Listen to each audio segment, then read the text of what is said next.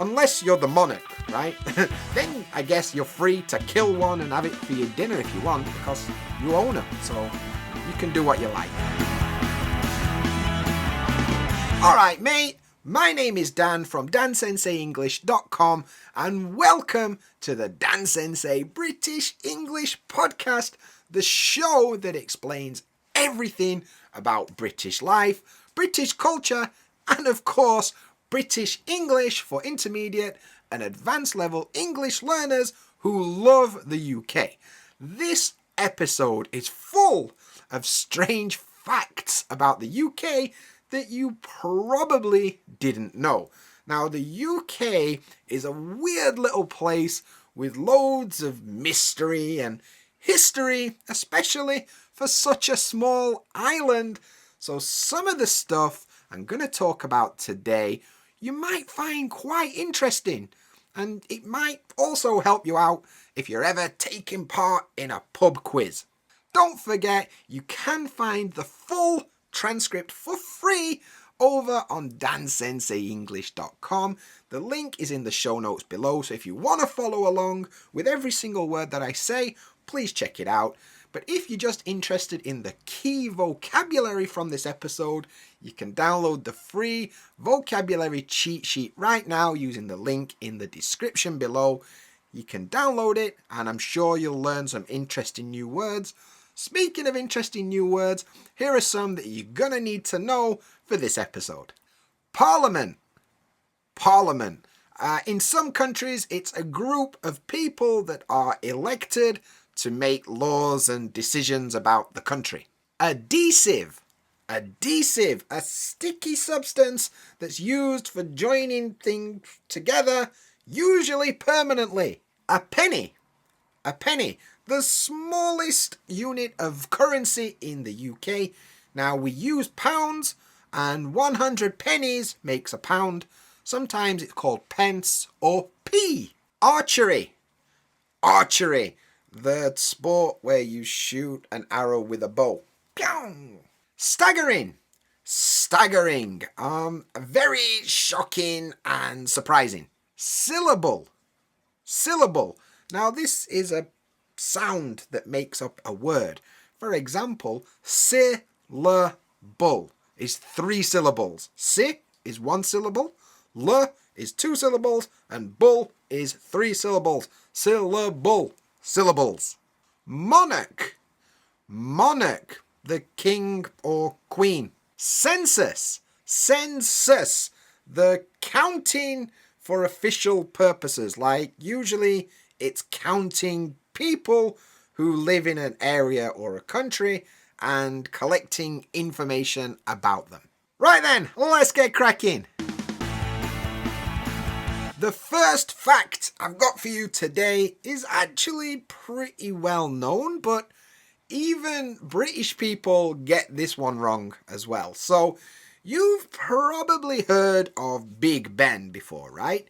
You know, the big tower with the clock that's attached to the Houses of Parliament in London, right? Wrong. Wrong, wrong, wrong. The tower with the clock is not Big Ben. Big Ben is actually the name of the massive 13-ton bell that's inside the tower.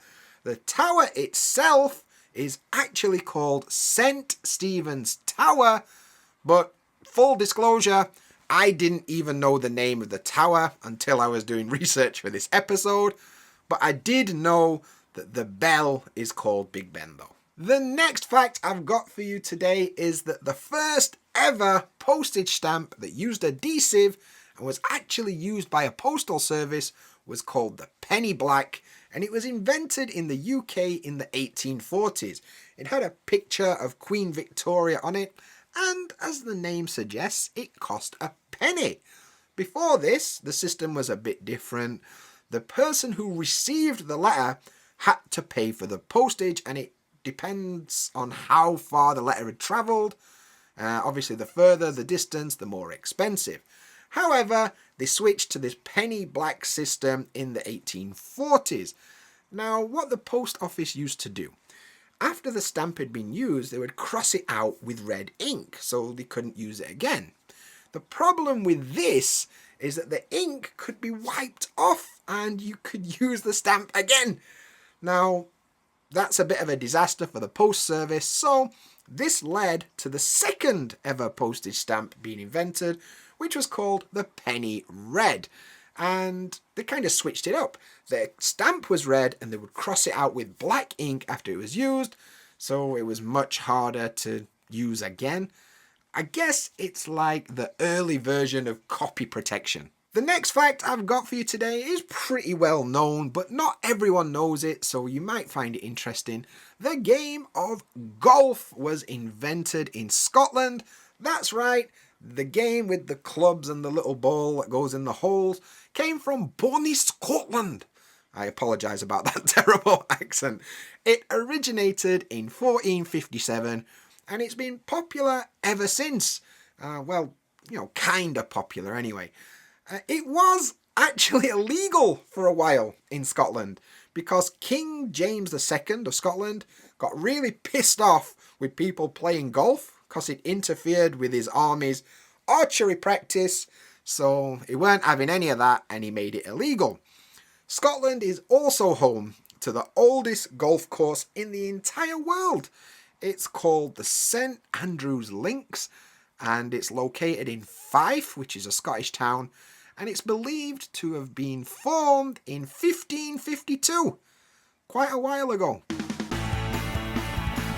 The next one is often a general knowledge question in many a pub quiz, and it's the city with the longest name in the world, and it's located in the UK, well, Wales to be more specific.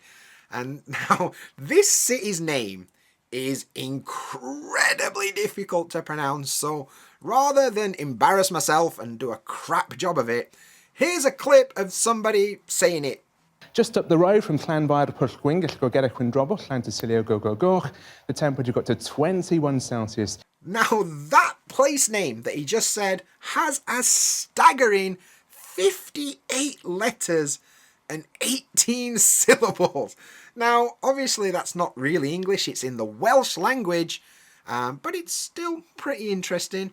People love to take pictures outside the train station in this place because the sign with the station name on it is really long and it stretches halfway down the platform, and it's kind of fun, I guess. Another interesting thing for you is that the first ever speeding ticket was also invented and issued in the UK, so I guess you've got us to blame for that one. Anyway, this happened in 1896 and it was given to a driver called Walter Arnold in Kent because he was travelling at over 4 times the legal speed limit. Now that might sound bad, but you have to remember that the speed limit at that time was 2 miles per hour. So he was speeding along at a crazy 8 miles an hour. Now that is the definition of a speed freak, if you ask me. Did you know that all the swans in the UK belong to the King or the Queen? And this is still true today. The official law is that the monarch owns any unmarked swan in open water in England and Wales. So, basically all of the swans in the UK. On top of this, every year there's something called swan upping, which is basically a census for swans that takes place on the River Thames.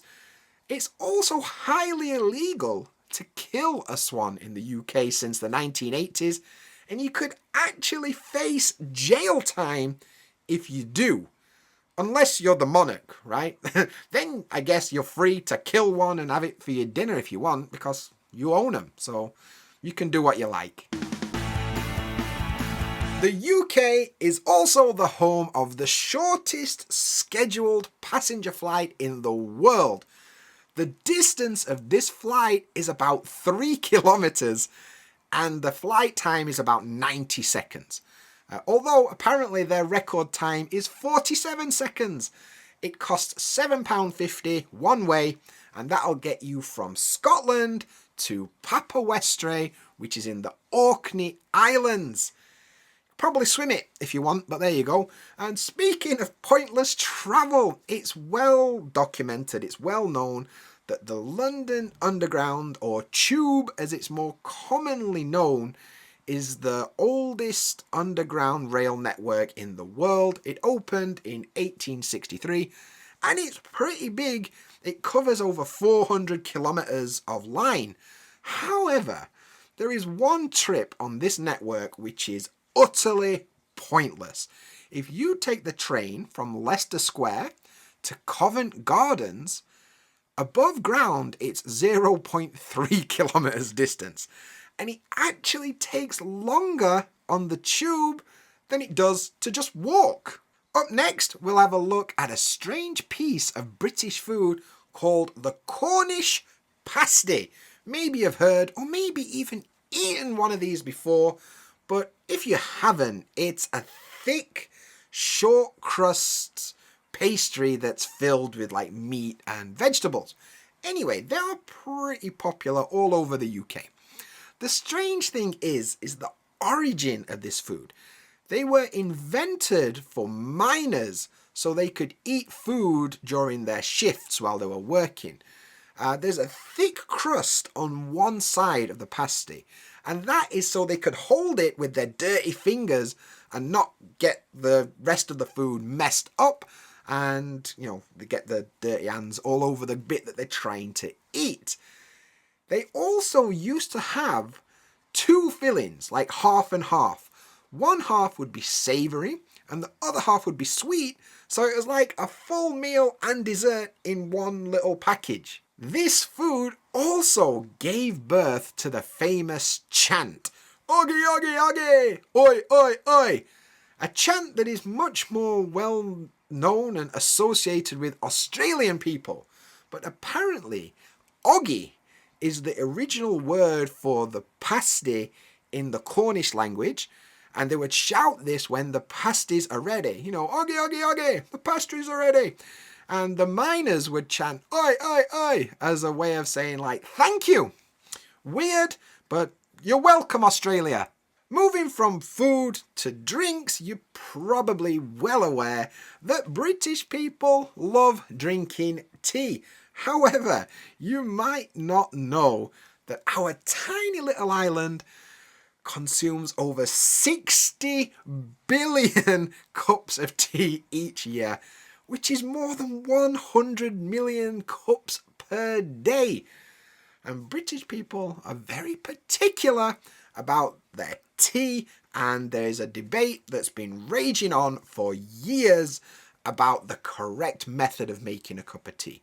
What should go in the cup first? Should it be the milk or the tea bag?